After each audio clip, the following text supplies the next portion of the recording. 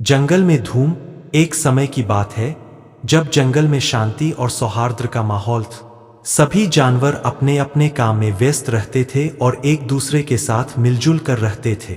लेकिन एक दिन जंगल में धूम मच गई। इसका कारण था नए शेर राजा का आगमन।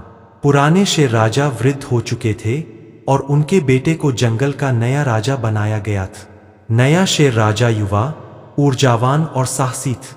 उसके राज में जंगल में कई बदलाव होने लगे। नए राजा ने सभी जानवरों को एकत्रित किया और घोषणा की कि अब जंगल के हर जानवर को एक विशेष जिम्मेदारी दी जाएगी ताकि जंगल की सुरक्षा और समृद्धि बनी रहे। इस घोषणा से जंगल के छोटे बड़े जानवरों में उत्साह की लहर दौड़ गई।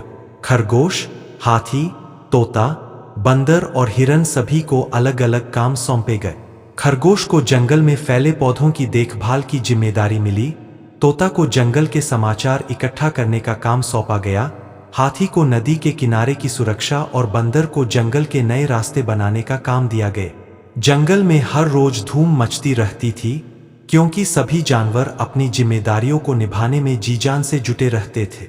तोते के समाचार से सभी को जंगल की गतिविधियों का पता चलता और बंदर द्वारा बनाए गए रास्तों से सभी जानवर आसानी से अपनी अपनी जगहों तक पहुंच पाते।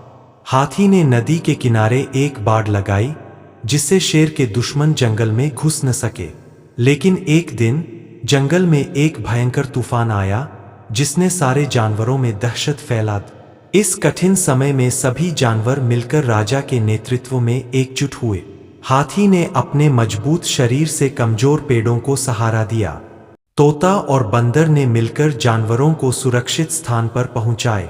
खरगोश ने घायल जानवरों की देखभाल की। राजा ने सभी के साहस की सराहना की और कहा, हम सबने मिलकर इस कठिन समय का सामना किया है।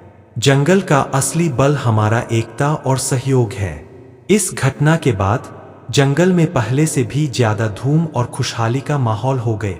अब जंगल में हर जानवर गर्व महसूस करता था कि उसने जंगल की रक्षा में अपना योगदान दिए।